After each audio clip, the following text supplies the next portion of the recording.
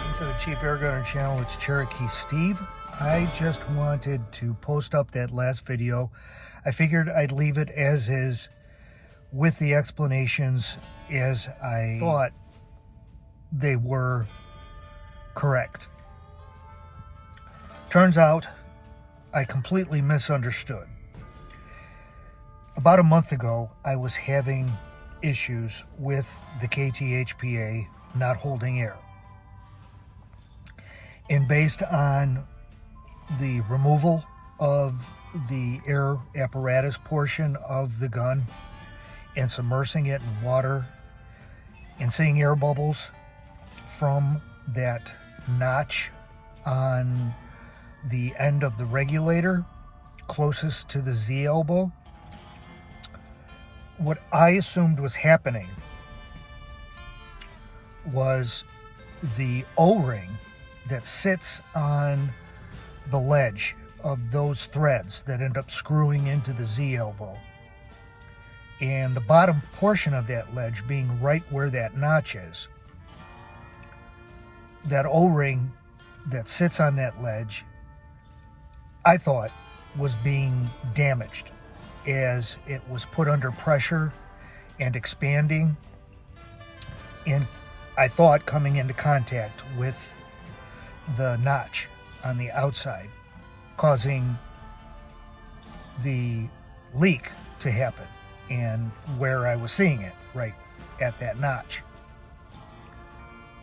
When I posted up that's where it was leaking and kind of what I thought the issue was, a subscriber by the name of Abe had commented about how that particular notch is a breather hole for the regulator, and commented about how the O-ring will make contact with the breather hole and will be damaged, and that I needed to add washer to the setup.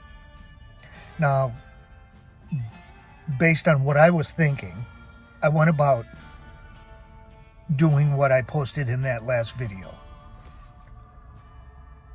making that washer to sit on that ledge, cover up the notch, and thinking that an O-ring sitting on top of the washer and then screwing into the Z elbow would take care of my leaking issues and take care of the issue of what I thought was that particular O-ring getting damaged. So after getting home from work last night, trying various, once again, different sizes of O-rings, nothing, and the washer, nothing was working. It was leaking, and leaking easily. And it wasn't just leaking at the notch, it was leaking all around the mating surface of the Z elbow with the washer. Now, one of the issues that happens, the degassing tool that I made along with the suggestion from back in the day, which I posted up in videos and works very well. It really got quite a workout, because each and every time I would change out an O-ring and try one slightly smaller, slightly larger, a little bit thicker, a little bit thinner. You know, I'm constantly gassing up the system. And sometimes that leak wouldn't appear right away. It would take some pressure, some buildup of over 5 MPa, and then obviously there's a leak. But that happens each and every time I go to change the O-ring. So there's a lot of assembly and disassembly involved. There's a lot of air used. So between my 2 carbon fiber tanks and having those topped off at 4,500 PSI, I went through all of the air that was available in the tanks. Not completely empty, but obviously not being able down to a level where I couldn't gas up the KTHB8 air system to a decent pressure. Getting back to what the issue actually was, though, I did leave I went back to that video that I made a month ago concerning the leaking problems that I had, and responded to one of the comments that Abe had left. And I explained what I was trying, what didn't work. And he commented that he would email me, which he did, and he sent pictures. I'm going to show a picture right now of what he was trying to show me was where and what the problem would be.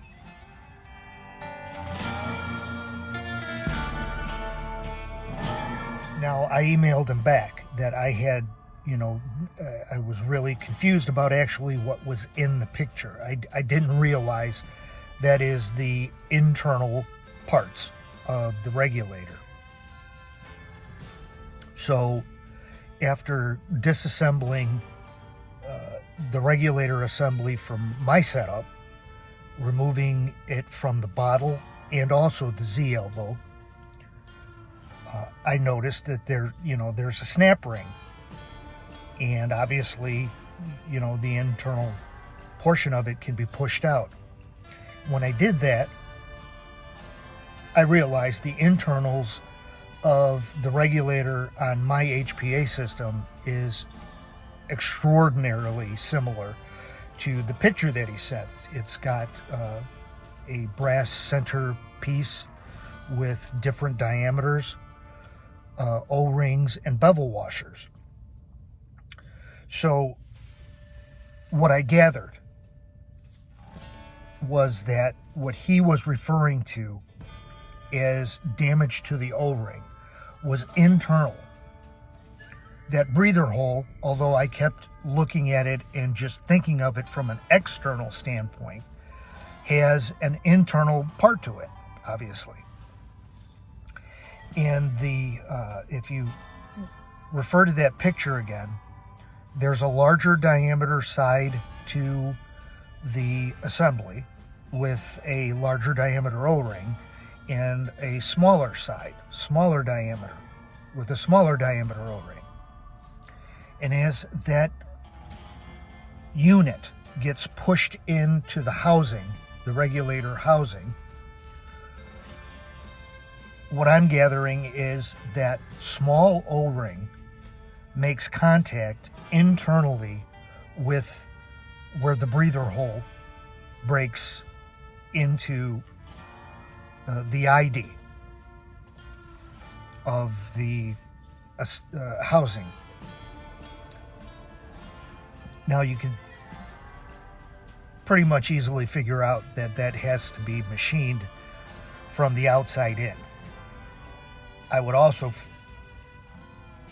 venture to guess that the deburring of the internal portion of that little hole probably isn't the best. So, what I gathered Abe was trying to tell me is that unit with the bevel washers and the O-rings gets pushed in, that little O-ring makes contact and slides into or past the internal portion of that breather hole. And that in and of itself can cause issues with damaging the O-ring. It can also, as he said, I think it probably makes contact when it's pushed in and fully seated, that little O-ring makes contact with the internal portion of the breather hole. And as the O-ring, as you're filling up your system and shooting, using up air, refilling up the system, shooting, and the expansion and contraction of that O-ring with that hole and probable burrs on that hole are going to damage that O-ring and eventually lead to a leak through the breather hole. That's what I understood. Well, again, upon removing the internals from mine, that the end that had that small O-ring was just completely chewed up. Believe me, looking at it, I found it hard to believe that it held air for any portion of time. And I removed it, and if you look at refer to that picture again, there's two washers, flat washers, stacked on top of the beveled washers. And what he was saying was those are used as spacers. So when that gets pressed in with those two extra washers that he has in the picture, the system doesn't get pushed in as far as it normally would. That it creates a seal based on the O-ring itself going into the diameter it needs to go into. It just doesn't go as far. So that O-ring is staying well away from the internal portion of the breather hole, so that it doesn't slide past it. As it expands and contracts the O-ring, it doesn't make contact with the breather hole, and that keeps that O-ring intact and keeps it from being damaged. For one, want to thank Abe profusely for the help that he gave me, especially at the time of the day that it was. We're talking about the wee hours of the morning, and emailing me and responding. The last email I sent to him was about the fact that I went through the washers that I had. I didn't have anything that was going to work. Anything that I had that had a big enough ID to fit over that brass diameter it needed to go over had a very large outer diameter to the washer and was not going to fit into the housing. This morning involved a trip to the hardware store, where I did find a couple of metric washers that were just perfect. The OD fit perfectly into the regulator housing without interfering, and the ID fit easily over that brass piece that the O-ring attaches to that it needed to fit over. I'm going to show a picture of the exact same assembly. I'm kind of calling out the gap that you'll see between the flat washers and that small O-ring. And this is Abe's setup, not mine.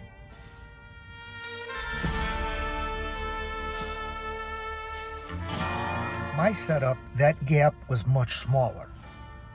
I was a little bit concerned about that because the housing has to go in far enough, not only where the O-rings on both sides engage with the surfaces they're supposed to engage with, but it has to sit below a keyway, keyway ring that's cut into the internal of the housing for a snap ring that keeps it all in place.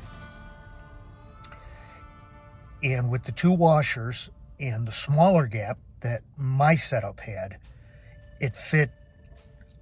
I was so lucky because it was exactly the end of the bevel washer unit that has the larger O-ring. That particular face sat just below where the groove was for the snap ring to go in. So the snap ring did go in, held everything perfectly in place. Now, another problem that happens is on the end of the unit, on the end of the regulator housing that screws into the bottle end, there's a hex patterned regulator screw. And how much that gets screwed in or is left sticking out is what controls the external pressure, so that you can have a bottle that's filled up to 4,500 psi, and yet the air pressure going into your valve is regulated to whatever, 2,500 psi, 2,000 psi, 1,500 psi. It all depends on where that little screw is set. So again, pushing out the bevel washer assembly out of the middle of the regulator housing necessitates taking out that screw. Getting it screwed in exactly where I wanted was not easy. First of all, the pressure wasn't filling up to the 15 MPa I would like it to fill up to. It was only filling up to 10 MPa. So I had to take the whole thing apart again, release it of all of its air, take it apart, unscrew the screw a little bit. That increases the output pressure. Refill it, retest it, see what the valve will fill up to, and it'll fill up to 12 MPa. That's not as high as I want it to fill up to, which is 15 MPa. So take the whole thing, take all the air out, remove the bottle, unscrew that little screw a little bit more, do the whole thing over again. I think it took me 4 adjustments to get to where it'll fill the bottle to, as high as that my particular bottle can be filled to, which is 4,500 psi, and yet regulate the output of air into the valve to 15 MPa. So I did finally get that set. In the meantime, I had to use, since my carbon fiber tanks were run down on air to the point where they really weren't of any help, me refilling the KTHPA air system. The little portable compressor that I was using to fill up the system, that worked great. The other thing is, I was a little bit impatient and wanted to keep an eye on the system. I had to leave for work. I was just gonna leave the bottle and the entire valve tube assembly at home, but I brought it with me to work.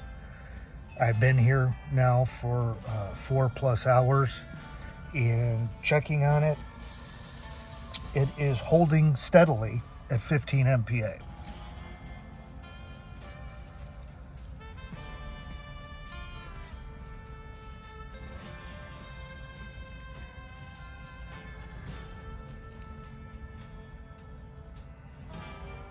So that's a good thing.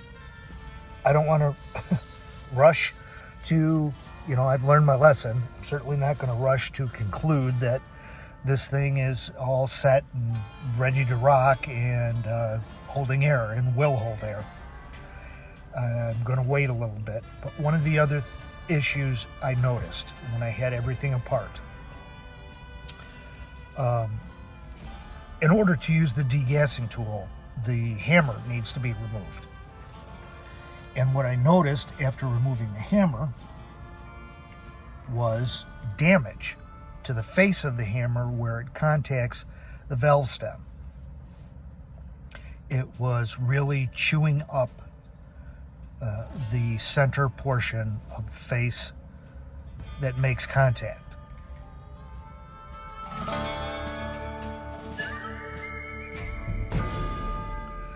I attempted for a very short amount of time to flat sand the face, thinking that I could flat sand that damaged area out. It's much too deep, and there's no way that I was going to remove all of that material from the face of the hammer. Number one, it would increase the amount of travel that the hammer needs to strike the valve stem.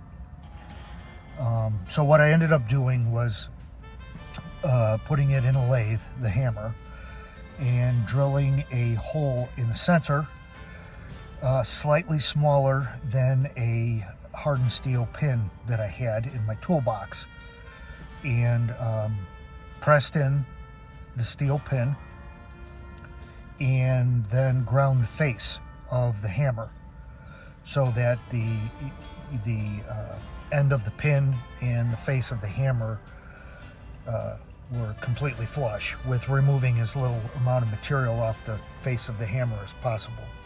So that was my, let me show a picture.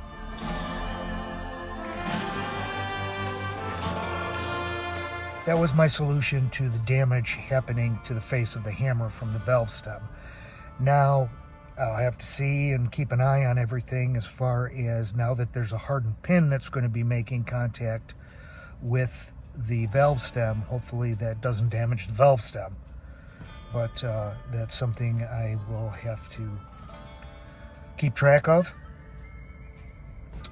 Sorry for these videos where I'm just talking and rambling, but I figured if somebody out there has the same system or a similar conversion system, that they went from CO2 to HPA with their gun, that this might help. So for the time being, things seem to be straightened out, and only time will tell. So we'll see.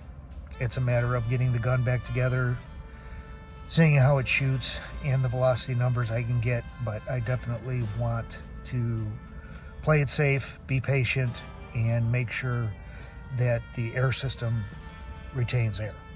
There's no point in reassembling the gun if I still do have a leak. Hopefully I don't. Thanks for checking out the video. Stay safe and shoot safe.